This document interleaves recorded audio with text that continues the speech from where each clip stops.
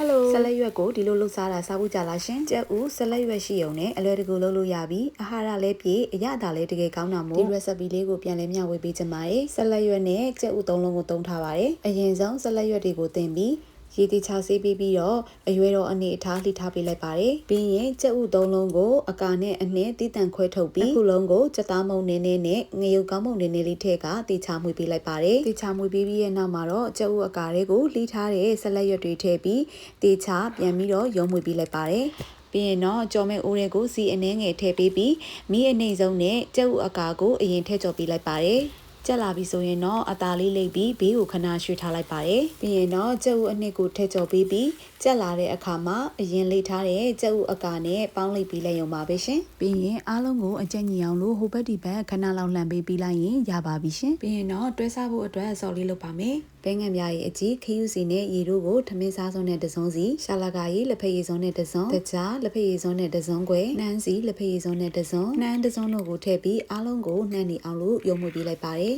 ပြီးရင်တော့ကြက်ဥလေးကိုမိမိစိတ်ကြအရွယ်အစားလေးတွေလိပေးပြီးအပေါ်ကနေစော်လေးကိုစမ်းပြီးသုံးဆောင်လို့ရပါပြီ။ Regulation နဲ့ဒီဆက်လက်ရွက်ကြက်ဥလေးလေးကလည်းစာညစာဒါမှမဟုတ်ဓာတ်ရက်လုပ်တဲ့သူတွေအတွက်လည်းအဆင်ပြေပါတယ်။ဒီနေ့အတွက်ဗီဒီယိုလေးကတော့ဒီလောက်ပါပဲเนาะ။စောင့်ကြည့်ကြပေးသူအားလုံးကိုကျေးဇူးပါ။